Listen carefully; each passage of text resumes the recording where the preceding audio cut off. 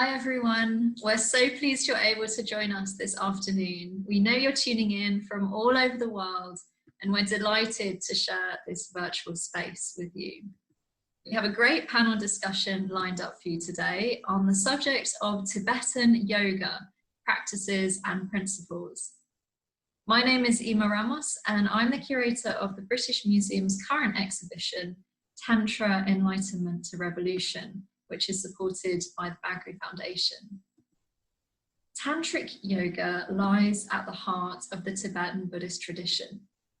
In addition to meditation, visualization, and practices for the breath and the body, Tibetan yoga includes elements rather less familiar to yoga initiates in the West, including sexual yoga, dream yoga or lucid dreaming, and yoga practices enhanced by psychoactive plant substances.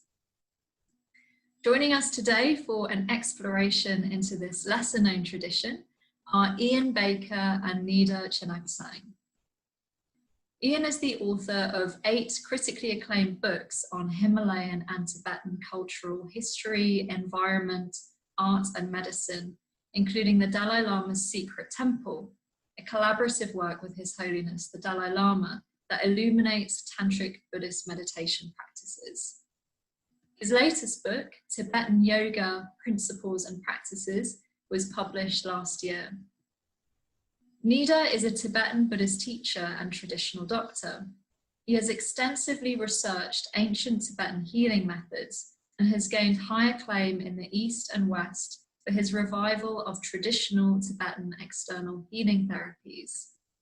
He is the co-founder and medical director of Sorik Kung International, whose branches throughout the world spread the teachings of Tibetan medicine and other traditional sciences of Tibet.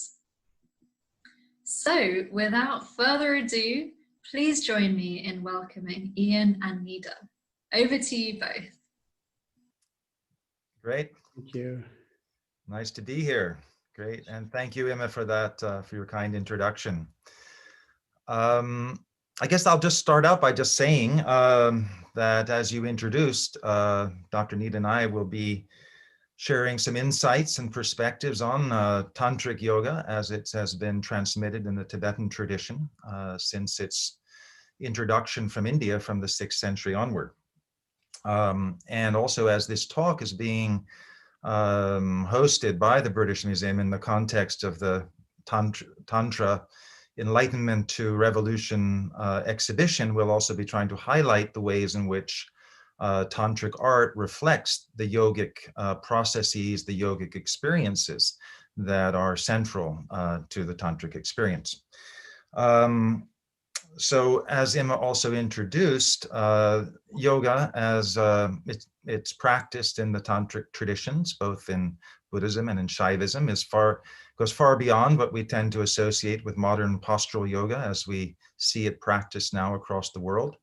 And as she also mentioned, goes beyond the physical postures to creative imagination, active imagination, very, very dynamic breath practices as opposed to just breath observation. And as she also mentioned, a very, very dynamic system of working with lucid states during dreaming, sleeping, waking, and dying. So Dr. Nida and I decided that in the interest of time that I would sort of begin by giving a kind of historical introduction to Tibetan Buddhism, and then he would follow. We'll have a video in between which actually shows how some of these practices are currently performed by yogic practitioners in Bhutan. And then in the second half, each of us will talk for roughly 15 minutes, but we'll also be participating in a kind of conversational way. But then he will focus on the living tradition of Tibetan yoga as it's transmitted today within his particular lineage, this 12th century heart essence of Yotok, in which the very essence of the Tantric Buddhist yoga tradition is really condensed down into a beautiful system. So with that in mind, and with the interest, and then we will also have about 15 minutes at the end for questions and answers. So on that basis, if we could start the PowerPoint. So here we have, and I mentioned, we will have featuring, even in the PowerPoints, some really spectacular works of art that have been brought together and assembled for the exhibition. We come back to this particular image later of Chakrasambhara, for example. Okay, and if we go to the next image, because this is obviously just an introduction for anyone who is interested in exploring the subject of Tibetan yoga more deeply, these are one book called Nejang, Self-Healing Tibetan Yoga, which was published by Dr. Nida earlier this year, and my book, which came out late last year on Tibetan yoga principles and practices. So one can find greater depth onto what the things we will just necessarily be talking about somewhat briefly in the next half an hour. Next image. But we see already in this very dynamic movement in that's very characteristic of some advanced forms of Tibetan physical yoga called Bet, the yogic drop, how different it is from the Hatha yoga traditions that we are often more familiar with in the Western world. And we can continue. However, one form of yoga that is most well known in the West, and certainly this is an image of Krishnamacharya, who's often referred to as the father of modern postural yoga. The lineages of Astanga yoga, for example, all go back to his revelation of, you could say, and compilation of physical yoga in the early 20th century. And he says in his own life story to have actually brought these teachings back from Tibet near the base of Mount Kailash, which we see in the upper left-hand corner here. So there's even within the Indian tradition a looking towards Tibet as a source of its yogic wisdom. And then historically, we see really from the 1930s with the American anthropologist Walter Evan Wentz, who wrote Tibetan Yoga and Secret Doctrines. This was really the introduction to the Western world of yogic practices. And so he, even in this book, published in 1935, talks about the 6 yogas of Naropa. He has some wonderful sort of almost Victorian expressions, talks about the practice that Dr. Nida will be talking about later of Tumo as milking the cow of heaven, which seems to almost refer to what we understand now as to what's happening on an inner physiological level with the activation of certain secretions from the pineal gland, for example, and dimethyltryptamine. Next image, please. We also see that the transmission of the Tantric yogic practices from India to Tibet were through the figures of the Mahasiddhas, the great realized adepts. We see on the left, this is again a wonderful Thangka painting that's in the exhibition at the British Museum currently of Saraha, who's often referred to as kind of the grandfather or the founding figure of the 84 Mahasiddhas. And he famously said, as Dr. Nida again will refer to later, that without karma mudra, there is no maha mudra. So in other words, showing a approach to enlightenment, not based upon renunciation of worldly and sensual existence, but a complete transformation of our usual understanding of the body, so as to access deeper levels of consciousness and relationship. And on the right, we see Padmasambhava, another great Mahasiddha in union with his consort Mandarava from India. So right there, we actually see the transmission that took place to Tibet through the great adepts in the 8th century in this case. And in this image, we see again 2 wonderful images from the current exhibition at the British Museum, Jalandhara in this wonderful kind of standing yoga posture, who was another Mahasiddha, and then a detail from a Thangka of Chakrasambhara, who one of the tantric deities is represented in erotic union, multiple hands, multiple arms, multiple heads, all representing the kind of expansion of human possibility and potential that arises as a result of doing these practices effectively. Move next image, please. What we really see on the inner level of these tantric yogas is that these were shared methodologies between the Shaiva tradition in India and the Tantric Buddhist or Vajrayana traditions. A lot of the inner practices really are working along the same principle of inner currents of energy flows within the body, the chakra system that we'll speak about a little bit later. But for example, what we see on the left is Bhairava, the wrathful form of Shiva, depicted in a way that's very, very similar to the Haruka form, in this case, Hevajra, shown on the image to the right in the same kind of dancing posture, with the Khatvanga, trident, and sort of funeral ground images. So this idea of the Haruka form, which was the central to, and if we look at the next image, we can see that a lot of this was described in the so-called Yogini Tantras that emerged in India between the 8th and the 11th and 12th centuries, on which the female principle was considered most important. And this is also reflected in the concurrent Vidyapita tradition in Tantric Shaivism in India. So we see that within these two traditions, Hindu and Buddhist, there was a shared technology of inner transformation. Next image. In both cases, both in the Shaiva and the Tibetan tradition, practice begins with entering, as it's referred to as the mandala. So these were often painted images that we see here of Hevajra, but they were also kind of consecrated spaces in which tantric ritual and yoga practices would be conducted. And if we see in the next image, we see ultimately, however, that in the Yogini Tantras and the inner tantric yogas, that the whole mandala was conflated and became something was referred to as the body mandala. So the whole idea of sacred space was something that was experienced within the psychophysical organism of the practitioner as opposed to an external reality. Next image.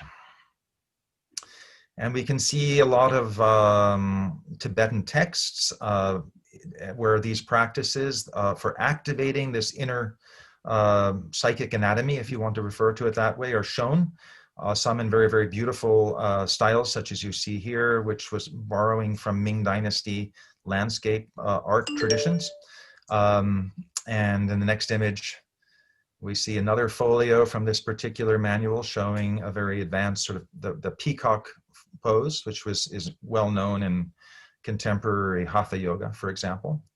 But we see it in the next image as being practiced by a contemporary Bhutanese practitioner with the idea that it has both health benefits in terms of working on the whole core of the body, but it also is a way of activating the whole central channel of the body in order to hold the kind of intensified energies that arise as a result of the inner tantric practices. And the next image, we see again different ways in which this idea of transforming the human body into a divine image.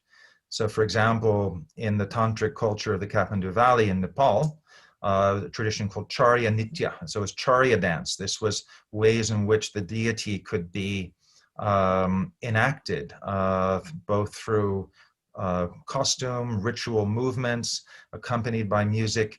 So it was again a form of transformation where the body itself became a yantra or a transformational device. And we see that word, as we'll see later, translated into Tibetan as trulkor, sometimes referred to as the illusory magical movements, but referring ultimately to a kind of device or mechanism by which human experience itself can be transformed. Next image. So in all cases, it was about using the art. We experience it in museums as beautiful art objects, but we see this one, for example, Chakra Samvara, the wheel of bliss, with the multiple hands, and inside representing this transformed and transfigured human experience. In this case, the chakra system of the wheels of energy within the body represented dynamically as almost a wheel through the configuration of limbs around the central core of the body. So this was really the way in which the art traditionally served to model certain potential experiences that we have as human beings.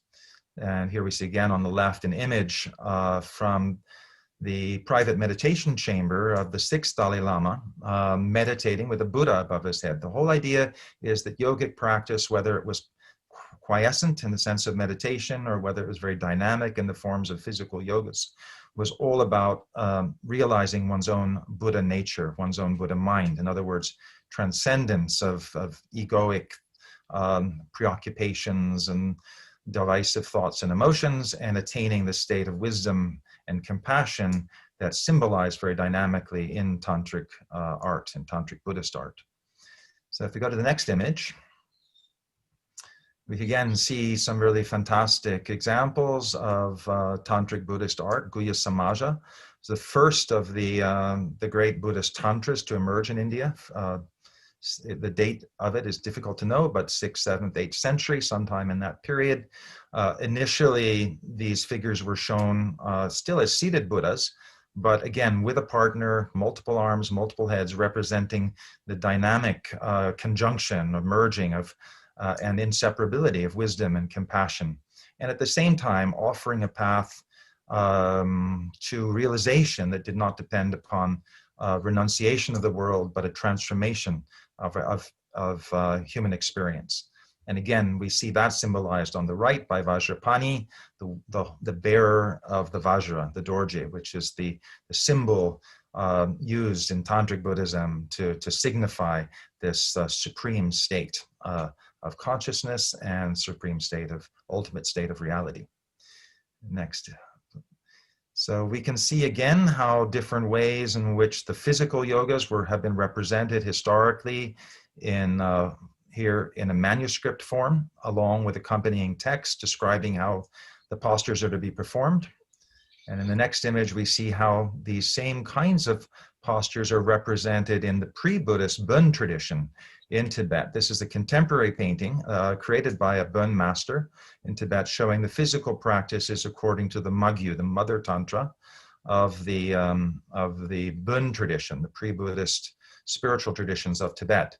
However, these are, according to tradition, go back thousands and thousands of years, although we don't have any written record of them until the 12th century.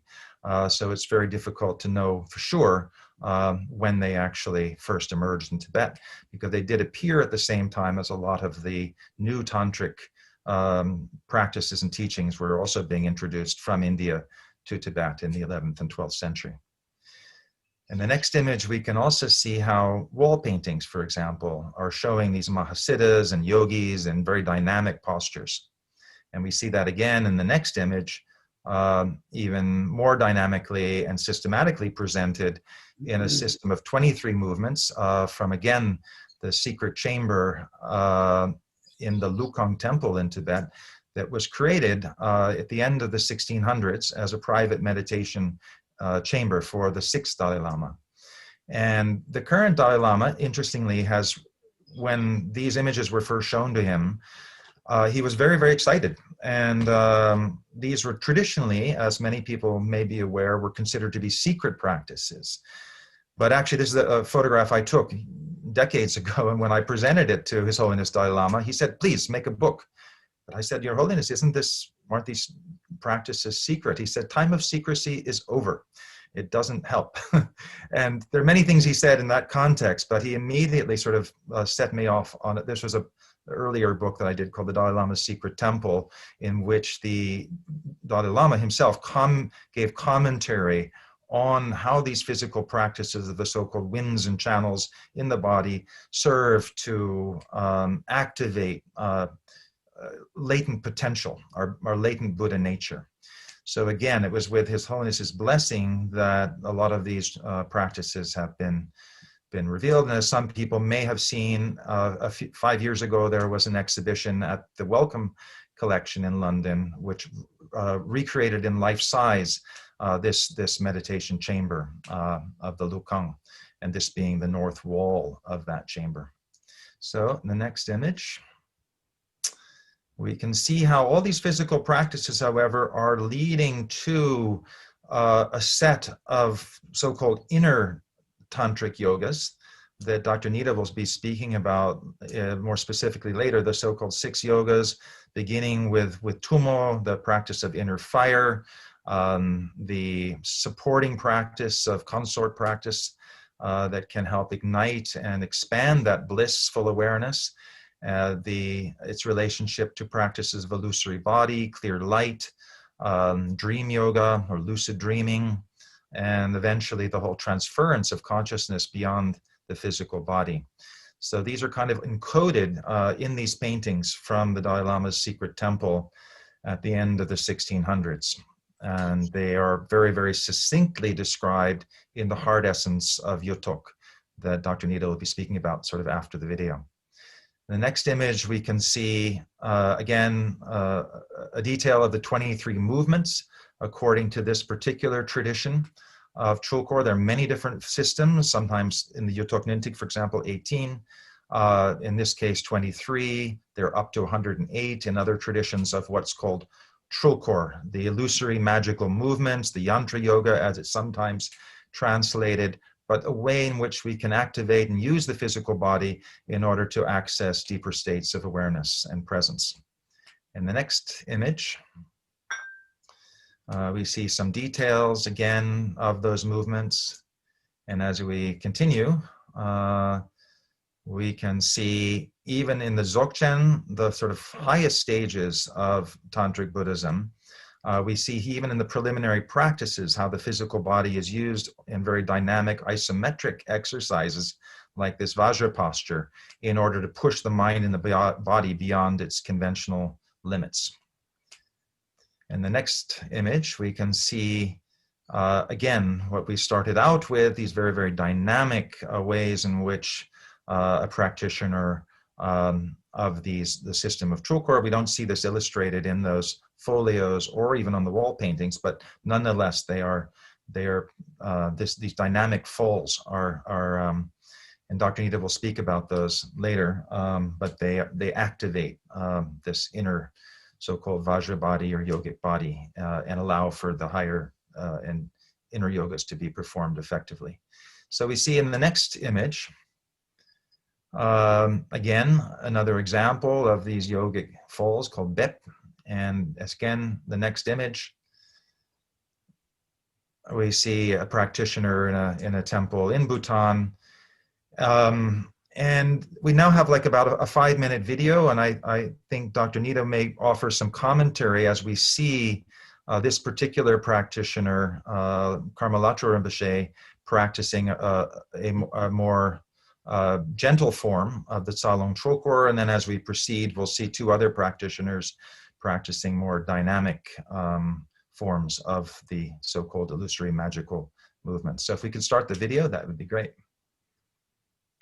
And I'll just mention beforehand, for anyone who may have gone to the Welcome Collection exhibition in 2015 and 2016, this was a video that was presented there in the context of that exhibition.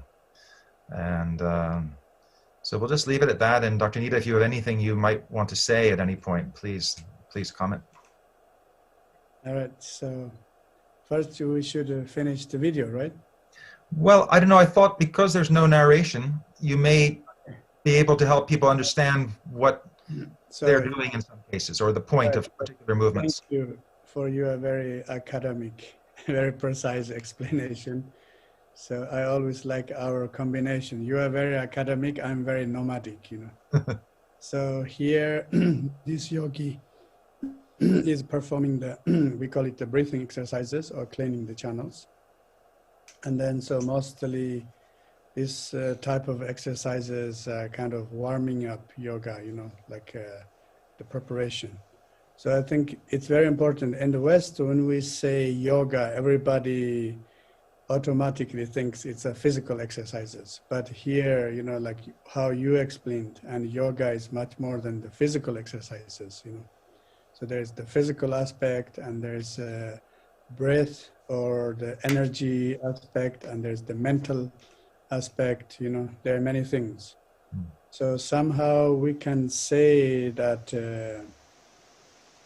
you know, yoga is the technology of, you know, the method of transformation. And so it's very, how do you say? in Tantra, when we say Tantra is the transformation of the body, or transformation of the body and the mind, you know. And so that's why I think it's very important what Tantra says. It is inseparable, body and mind. So when we are doing the body exercise, it means mind is exercising too. So the same way when we are doing the meditation, and so, you know, mind is exercising and then energy is exercising. So this is the famous, the BEP, you know, the one you said, yeah. We call it the jumping yoga. So that's like specially, you know, that force can open the central channel, and then inside flows the ordinary energy, and then that ordinary energy in central channel can transformed into the extraordinary energy, or in the jhana vayu, you know, the wisdom lung energy.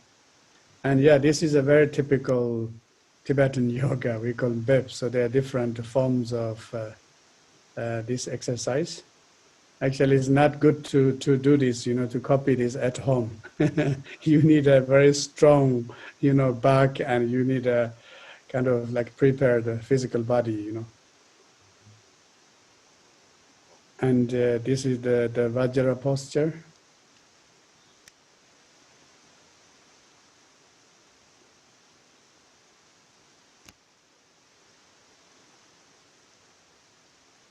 Yeah, you see, like you said, the magic wheel, you know, like Tibetan yoga, the physical exercise is very dynamic, you know.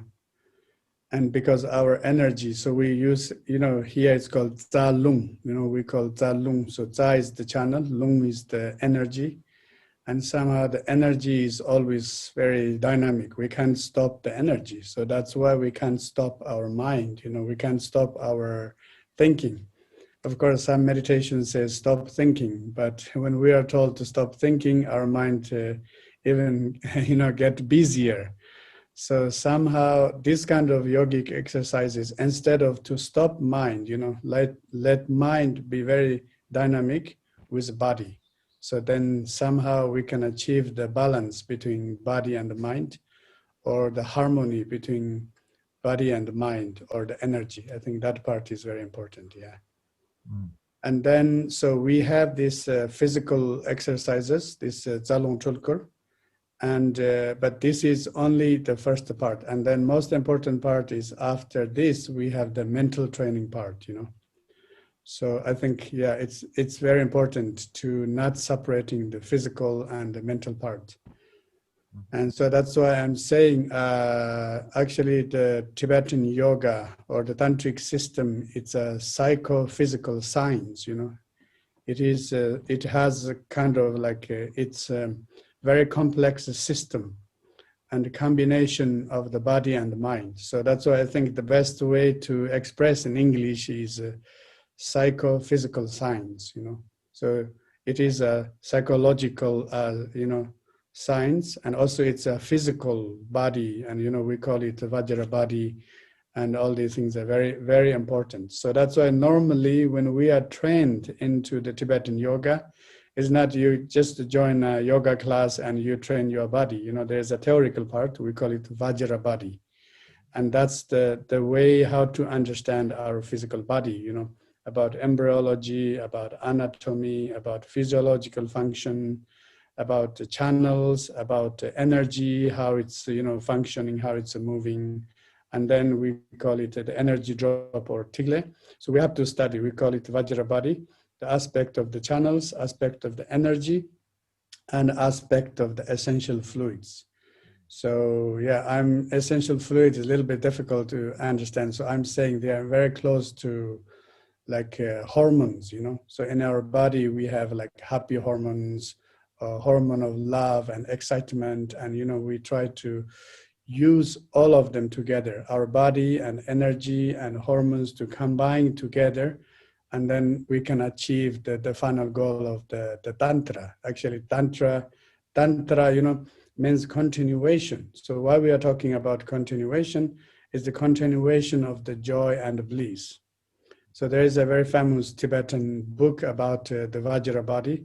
And I like one expression. This book says, we were born with bliss, we live with bliss, and we die with bliss. But like today, many people, they think like we were born with problems, we live with problems, and we die with problems. So that's why I think it's a perfect time we learn Tibetan Tantra, you know. It gives us a completely kind of another education, you know, about ourselves, about our life. And would you say that's what seems to me so wonderful about the tantric art, is it really can be so inspiring as a kind of almost like a mirror of our deeper possibilities. I'm thinking of the next image, for example, in the PowerPoint, which was on the Kala Chakra, for example. So, you know, we talked about this being the culmination of the Buddhist Tantras, and it's the wheel of time, but as you've often described it, kind of the wheel of bliss. And some Yeah, of exactly. Yeah, in a very profound way, you know, the wheel of time is the wheel of the bliss. So I think it's also many of these tantric theories, they are very kind of scientific. Like Kala Chakra means the signs of time. You know, we try to understand what time is. And then what's the time, you know, what is our relationship to the time, you know. So if we really understand about the time, then Kala Chakra is talking about astrology, astronomy. Actually, Kala Chakra is the Tantra, which is also talking about zodiac signs, you know.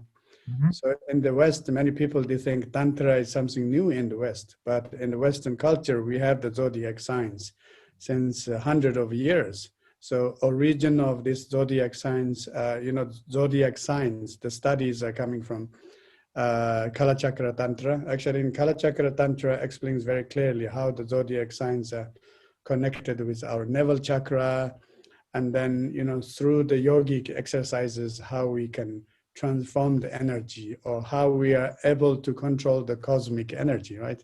So normally we think that the cosmic energy is controlling us, and Tantra is showing us how we can control the cosmic energy. So that's why as I said, the one meaning of the Tantra is the continuation. In Tibetan, we call Jud. So continuation of the bliss and continuation of the joy.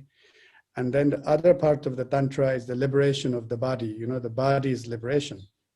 And Tan means the body, and also the Tra means the liberation through expansion. So in this case, you know, when we talk about Kala Chakra, we are talking about from one instant, how that instant expanded into the infinite time, and one little dot, how it can be expanded into the infinite space, right? And how, like this little, let's say, tiny joy or bliss, what we can experience, and that one, how it can be expanded infinitely, like infinite joy and bliss. So that means then Tantra, you know, the liberation through the expansion. And so I think in our ordinary life is we got lost with, you know, little time, right? Okay, we have 24 hours, you know, per day, 7 days a week, and 30 days of this and that. So time is becoming a condition for us, and we suffer with this, right? We are aging, and we get sick, and we this and that because of time. So time is becoming condition. And Kala Chakra is saying, we can do the opposite, you know, is not let the time control us. And we are, if we, you know, how to practice Kala Chakra practices, you know how to control the time, then you are free from time. Now, would you say that the Nejang system of Tibetan yoga that you're teaching, with its 24 movements, 24 points in the body, is kind of connected with 24 arms of Kala Chakra? So if you see the next image, exactly. for example, just thinking of this is from your recent all, book. as you mentioned, all the, you know, the deities, they have multiple heads and arms, and they are very well like ornamented and so on. So it's really interesting, because if we don't understand, we think like, why, you know, why this deities has so many this and that. But in a very simple way, all those things are symbolic. And if we know how to read the symbols, all symbols are information. And informations are education, right? So once we get this education, and this education is really the tool that, you know, we can transform ourselves, or it helps us to realize our ultimate nature. And that is actually in Tibetan translation, yoga, we call Nel Jur, you know, Nel, Nalma. Nalma means the the pure original state. Jor means achieving that state, you know, achieving the ultimate, the state of ourself. So that's why, you know, when we say really yoga, the final goal is, of course, there's a, you know, this Nejang, especially in the beginning, we learned 24 exercises. They're very simple, very practical, and anybody can do it, you know. So for me, as a Soarikpa doctor, Tibetan medicine doctor, I teach this to my patient to like a treatment, you know, home treatment. They do very, very basic yoga exercises and so on. So in this case, this part we especially use for healing. It's a very, how do you say, simple and practical yoga. But then, of course, if you dive more deeper, and then, as I was saying, you know, about time, about expansion and these things, so they're all connected. Like we see in the next image, for example, because you were talking about how it's both a medical tradition, like you see on the left, and then on the right is an image of the so-called Vajrabody. So this idea of subtle energy in the body, which is both can be understood and used for healing, but it can also be used for transformation, like we see here. Exactly. So this image, I love it. This image is, it's a Tibetan medical painting. And the one standing like this, you know, it looks like the little bit looks like the drawing of what's his name? Okay, it doesn't matter. So the medical part of this illustration is very important because you know, when we study Soarikpa, the science of you know, healing, and we need to learn about you know, anatomy and physiology. And when we study about the human body, of course, and medically, we have to study about physical body. But then just studying physical body is not enough. We have to learn about Vajra body too. So Vajra body means the energetic body or the subtle body. And so this illustration is specially used for the subtle body. And if you see the central channel is the blue, that's representing the space. And right side is the red channel going down. That's the solar energy. Left is lunar energy. Actually, our right side is the solar. Left side is the lunar. So at end, you know, our balance, you know, our physical balance and energetic balance is depending on the balance or the harmony of the solar and the lunar energy, and which is similar also. You know, for example, in the Chinese Taoism, they call yin yang, you know, like solar energy and lunar energy. We are talking about that balance. But then here, especially what we are talking is we have many of those energetic channels, and inside channels, we have the energy flow. And then in the energy, the flow carries this tigle, and tigles are like hormones. So that's why many of them, in a way, you can see also, how do you say, you can understand them in a very scientific way, you know, like modern medical science, when they talk about endocrine system and the neuroscience, and many of these things are very, how do you say, connected, you know. So that's why sometimes when I say, okay, Tantra is talking about medical science, many people say, no, Tantra is nothing to do with medical science, and which is a big mistake. You know, of course, Tantra has something to do about medical science, because Tantra is talking about balance, you know, the balance between solar energy and the lunar energy, balance between the channels and energy, balance between body and mind and energy and so on. And also, I like this tantric connection. The outer, our living, you know, environment, the outer space, and then inner aspect is human body, and the secret aspect is the mind. So the connection between the mind, body, and environment, or the outer space, you know. So how we can really maintain the balance. So that's why also Tantra, how do you say? Tantra is talking very, how do you say, profound aspect of the medical healing, you know. And you were saying, Dr. Nida, how this whole tantric system from beginning to end was condensed into an extraordinary form in the 12th century. I think in the next image we see actually from the very shrine room that you're in, Yutok Yunting Gompo, as this extraordinary, he was both a doctor as well as a tantric master. with this wonderful idea of wreathed and medicinal flowers around his head. And then he created this system of Tantric Yoga. Yeah, Yuto's heart teaching. Yeah, I think with this his system, I can give a very basic explanation about Tibetan Tantric yogic system. Can we have the tree image here?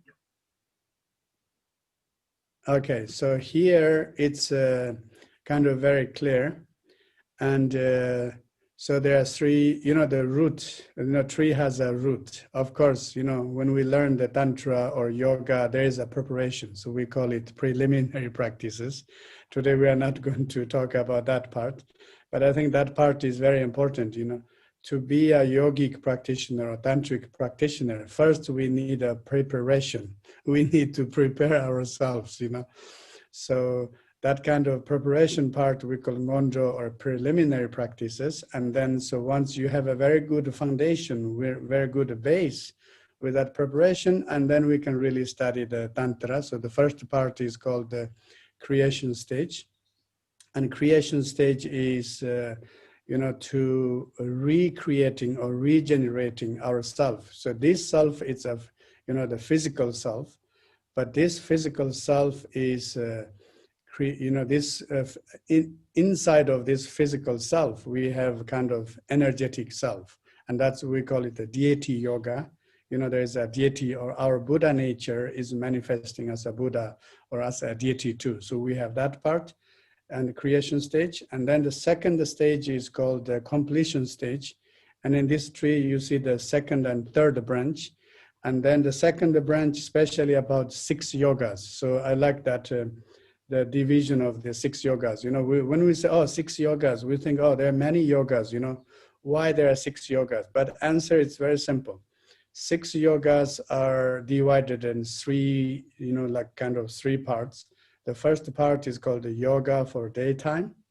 And the next part is yoga for the nighttime. And then the third one is the yoga, the moment of the death, So the daytime's yoga is, every morning when we wake up, so how we can integrate our life into the spiritual practices. And then we are talking about Tummo and illusory body or the magic body. We wake up with this body, and this illusory body is actually telling us, what is the ultimate nature of this body. And then the Tummo yoga is, when we wake up every day, we have many feelings and emotions and these things.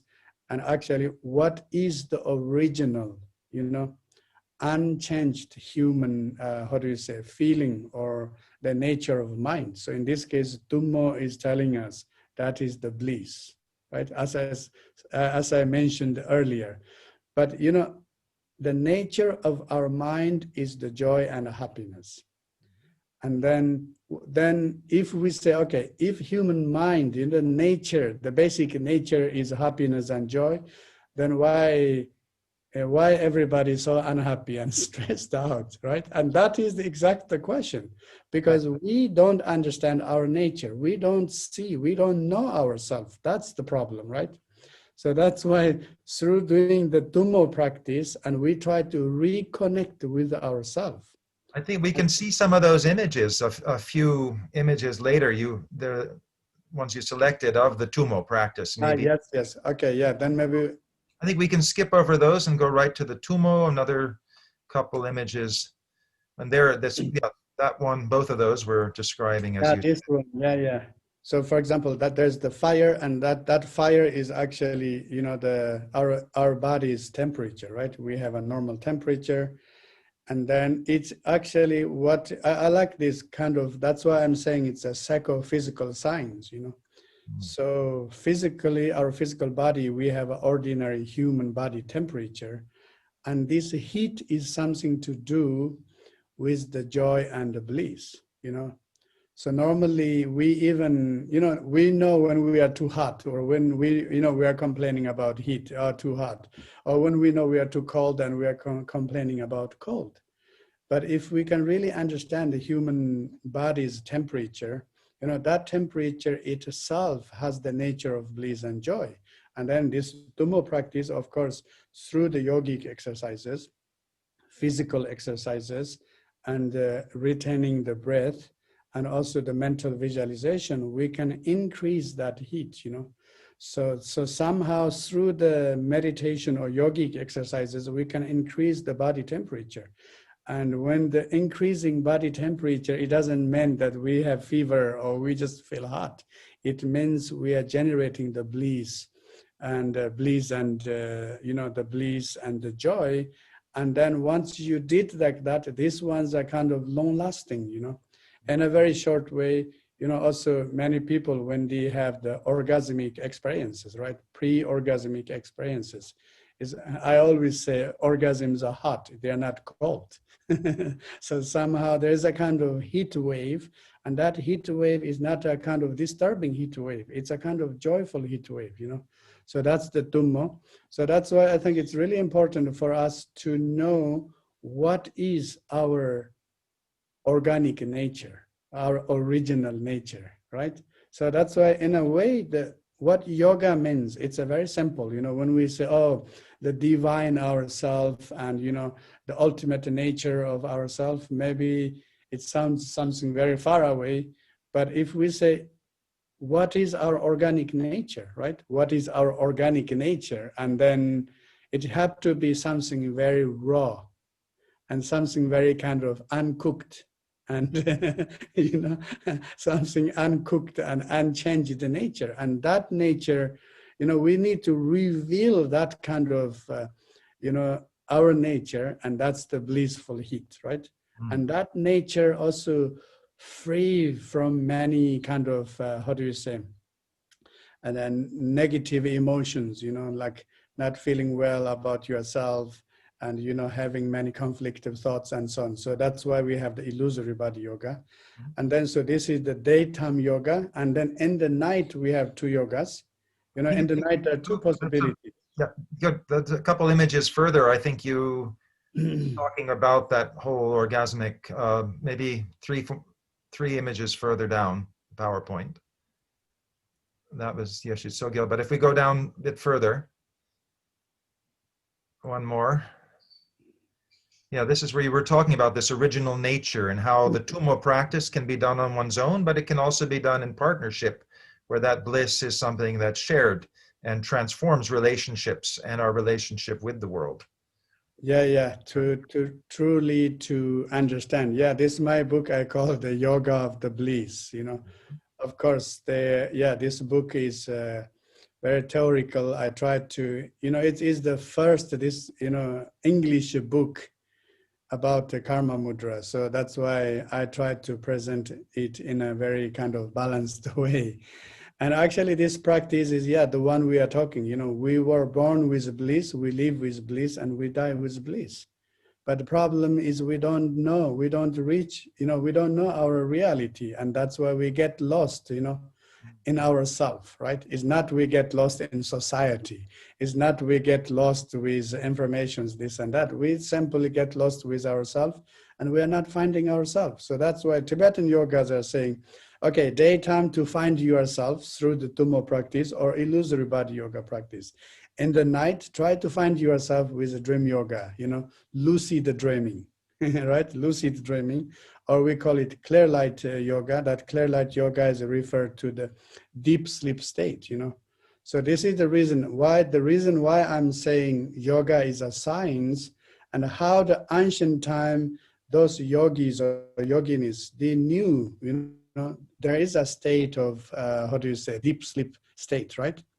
And I like this, the way how they understood how the human mind is functioning. Actually, we call it 4 states of human mind or consciousness. And the first state is awake. So I mentioned already, for awake, we have the blissful heat, Tummo yoga, and illusory body. And then the next state is called the deep sleep state. So they knew that we have this deep sleep state, but normally nobody knows anything about deep sleep state. And, you know, the feeling is like we fall into the black hole and then we come back. Oh, you know, when we fall in a deep sleep state, right? But why we call it the clear light state actually is not we are falling into the dark space, we are dissolving into a very powerful clear light, right? So that's why when we fall asleep, we have to fall asleep very mindfully. And if we are well trained, there is a way to, to have that access of the clear light state, So that's the second state, deep sleep state. And then the third one is the dream state. So then we are talking about dream yoga, lucid dreaming. And once you become lucid, then you can transform the dream. Again, it's the same, like I said, the time, now, like time is a condition for us and time is causing trouble for us. The same way dream, it's good that we have nice dreams, but in other way, dreams are controlling us. We get lost in our dream. We become victims in our own dream. And it's our dream. It's just our mind. And we don't realize, we are dreaming, right? So that's why lucid dreaming, once we become lucid, and then we know how to deal with the dream. We know how to control with the dream, right? We can do the transformation. We can do multiplication. It's called the space travel. It's kind of like a time travel. So we can do so many amazing things in the dream. So that's why dream dimension, it's another, like a complete, like inner dimension. And we can use that as also meditation, okay? And so today, some people are kind of laughing, I think some maybe, I don't know, scholars or yoga, there are too many yogas. There is a sleep yoga, there is a dream yoga, there is a sex yoga. And these things are like kind of, new age people invented yoga. It's not true. Those are the Vajrayana, Tantric Buddhist, really ancient, wisdom yogas, right? And of course, there are yogas, yes, yoga with gun, yoga with alcohol, yoga with this kind of a new age yogas.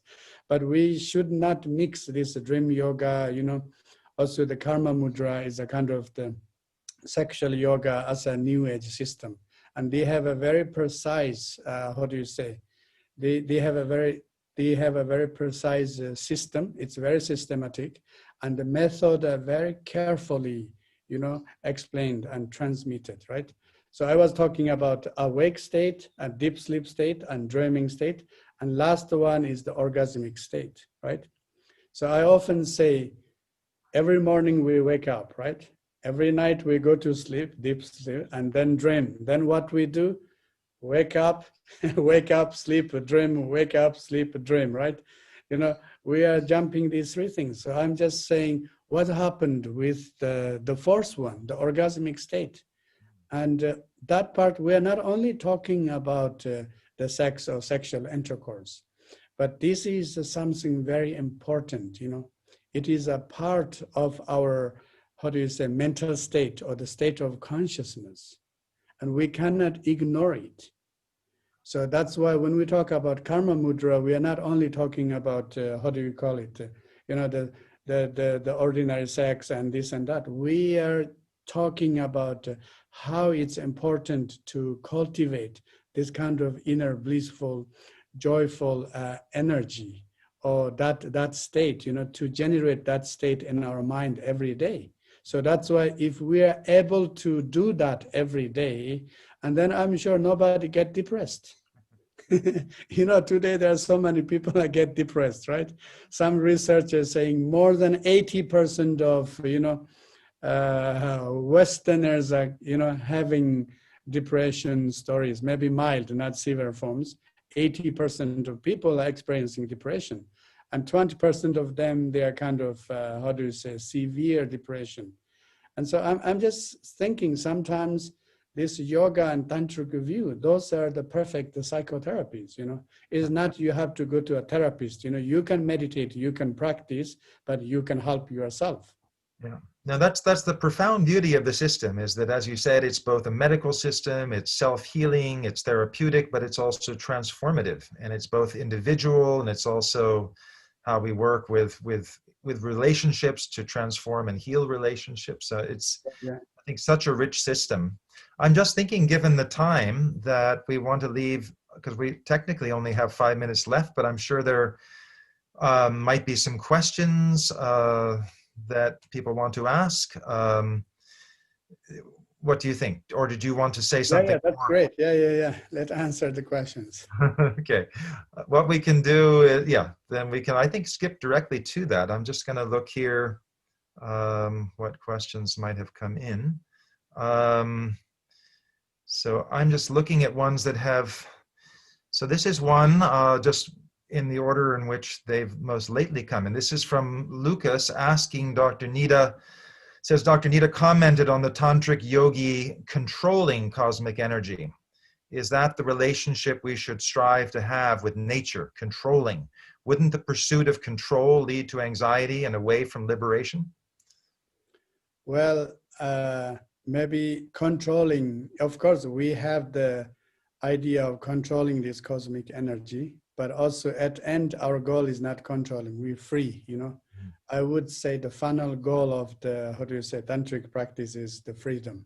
Yeah. We can free from all these conditions and we can free ourselves, you know, from the samsara, right? Mm-hmm. And then that's why the best way to free from everything, we have to free ourselves from the self. So then that is the Buddhist Tantra, you know. We talk about the self, this physical self, energetic self, you know, blissful self, this and that. But at end, the selflessness is the goal.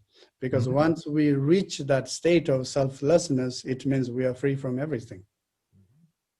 Absolutely. Now, the other question, I think we tried to address, but it's an important one, which is one question's asked. It says, a question to both of us, why were these practices kept secret for so long? And I think, you know, we've discussed that so much between ourselves, and maybe that's something you'd like to summarize, to think what were the reasons within a monastic culture in Tibet that these practices might have been secret, and why, for example, His Holiness Dalai Lama doesn't feel they should be secret anymore. And for example, he demonstrated on stage in Bombay a few years ago, showing some of these so-called secret Trulkor practices, and, you know, showing his own frustration that, as he literally described, that the time of secrecy is over. So what do you think the reason was that they were kept secret? Yeah, well, I think also, as I said, you know, when we practice Tibetan yoga, there is a preparation part. And I think it's really, really important that, you know, everybody is like ancient people, modern people, we all need this kind of basic preparation, right? Without this basic preparation, if we try to say, oh, you know, this yoga, it sounds nice and I want to do this and that, and then of course it can have problems too. So that's why, in order to emphasize more on the preparation, I think it's more kept in the secret. Mm-hmm. But then also, you know, in the monastic traditions, they always says it's a secret. But in the tantric communities, like yogi community, you know, we call it the ngakpas. And for us, it's kind of normal, you know, the lay people. And for us, it's normal when we are young and we know we receive teachings, and then we do short retreat, and then we receive the yogas and training, these things. So that's why I think there's a little bit different, you know, the monastic mentality and lay people's mentality. I think and the lay people, for us, it's not that secret. For us, it's normal, right. You know. Yeah. It's, you know, you make the foundation and then you receive next teaching and so on. Yeah. And it's so interesting looking back at the early texts like the Amrita Siddhi and other ones that were transmitted of these physical exercise, saying that they should be transmitted freely, independent of circumstances, lay or monastic, that they are relevant for everyone, both as a healing modality as well as a preparation for meditation and spiritual practice. So I think if we really look far back, they weren't so secret, and then they sort of became so over time, as you were saying, partly, you know, within a monastic culture, but within lay communities, they were just understood to be something that would only bring benefit if they were done, as you said, with proper preparation and understanding. I'm looking at another question here. This was asked, let's see. Vishal is asking if Dr. Nida could elaborate on what he means by not only exercising the body, but also exercising the mind. In normal yoga tradition, stillness of mind is emphasized. Can you elaborate a little bit on that? How we... Well, and the typical tantric meditation exercise of mind is visualization.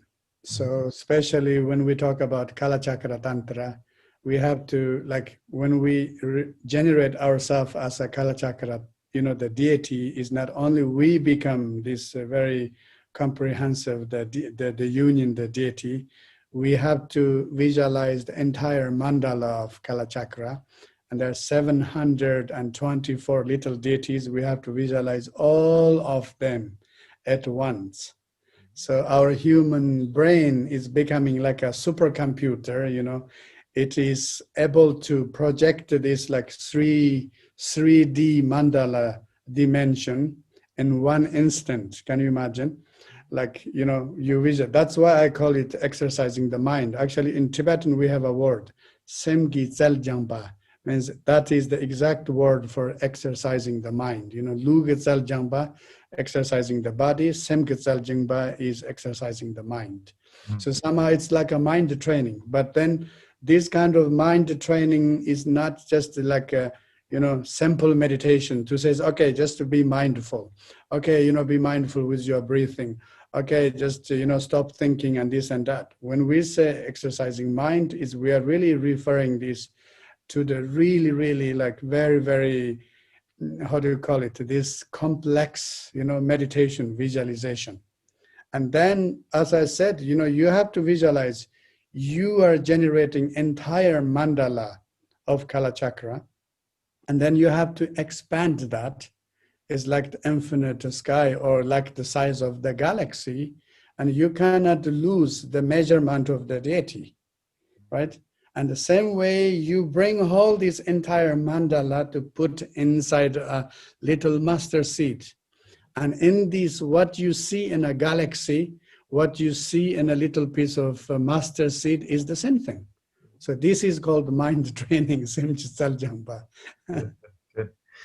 I'm concerned because we've gone over time, but there's one other question that just came in. And I thought just in the context of that, maybe we could also go back to the PowerPoint and go to the end of it, just because we can kind of close with some of that images. But the question here is from Jonathan. He's asking, what is the best way to connect to the Yutok teachings for someone who is new to all of this? And how can they connect with these practices?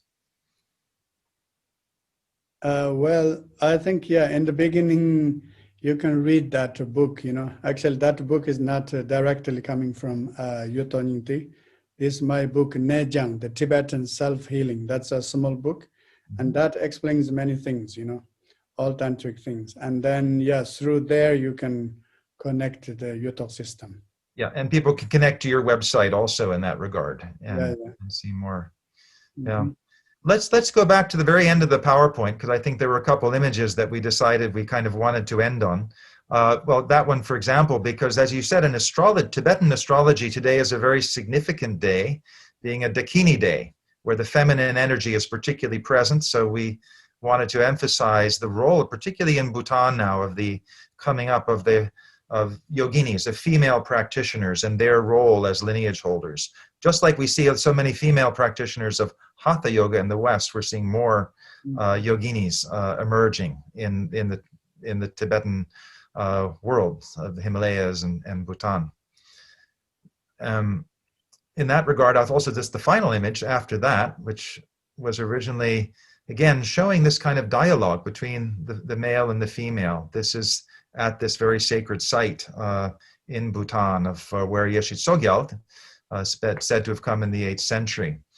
And I think it's these kind of questions and answers, these kinds of dialogues that this is all part of where that understanding grows from. And I would just like to say in closing for myself, before Dr. Nida closes, is that, the Yuktok Nintik system, this heart essence of Yutok, although it goes from the 12th century, it has this, it's almost as if it was created for our current age. For example, these so-called, preliminary practices that in other systems can take months, if not years, to finish, can be done very, very focusedly, in 7 days. And many, many practices are kind of condensed together to give maximum results in the most effective and shortest kind of time. So what Yutok, it seems to me, did was to take kind of the most potent practices of the Tantric yogic tradition in India. He went 5, 6, 7 times to India, brought these back, and actually he received his teachings, as we understand, even in his previous incarnation,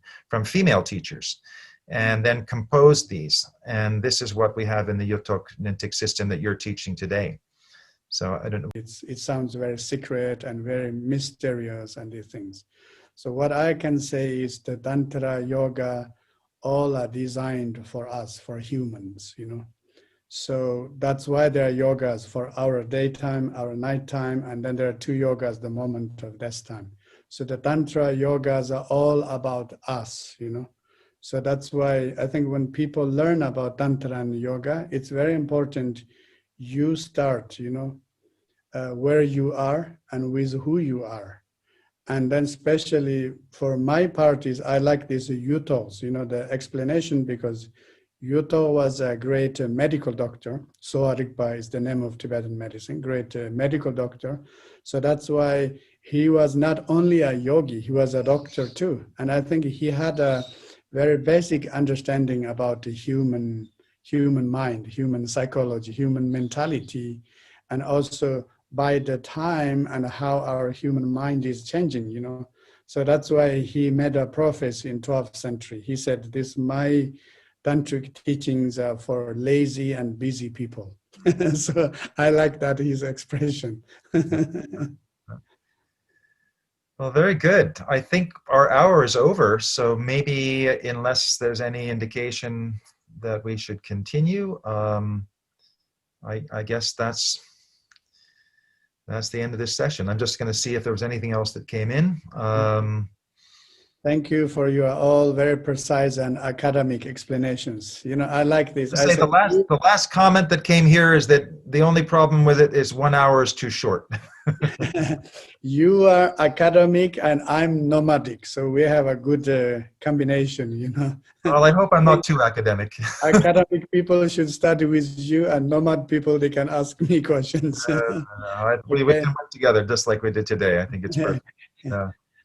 Wonderful. Thank you so much, everyone. Thank you, Tashtele. Thank you, everyone. Thank you. And for the ongoing conversation, Dr. Nida, thank you. Thank you so much.